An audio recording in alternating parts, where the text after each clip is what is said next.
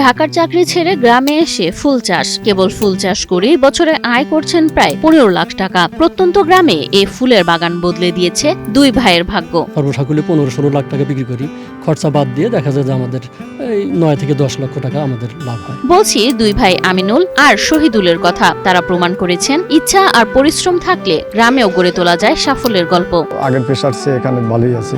একসময় আমিনুল আর শহীদুল দুজনেই ঢাকায় চাকরি করতেন, কিন্তু অনিশ্চিত শহুরে জীবনে ক্লান্ত হয়ে একদিন ঠিক করলেন ফিরবেন গ্রামে, নিজেরা কিছু করবেন। আর সেই সিদ্ধান্তই বদলে দিল তাদের জীবন। আমার বড় ভাই এবং আমরা দুজনে আসলে অন্য পেশায় ছিলাম, তো সেখান থেকে আমাদের এই ফুলের ব্যবসায় আসা। মাত্র 3,500 টাকা পুঁজি নিয়ে শুরু হয় তাদের ফুল চাষ। প্রথম মৌসুমেই লাভ 35,000 টাকা।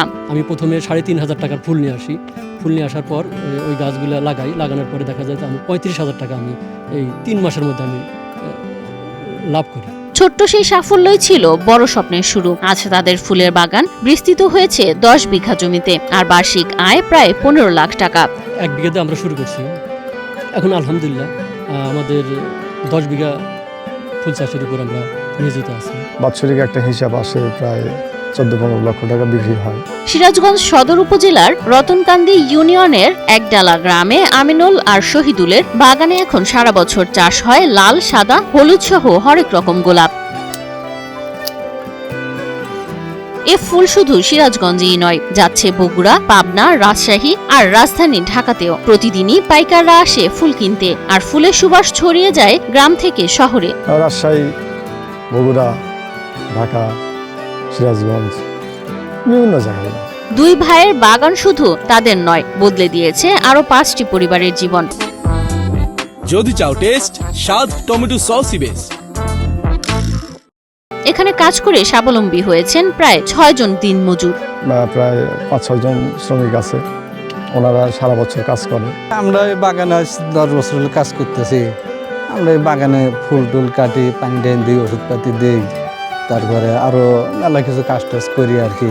তাতে আমরা যে বেতন পাই আমার ইনশাল্লাহ 5-7 জন মানুষের আমার সংসার চলে। গ্রামের এ বাগান এখন পর্যটকদেরও টানে।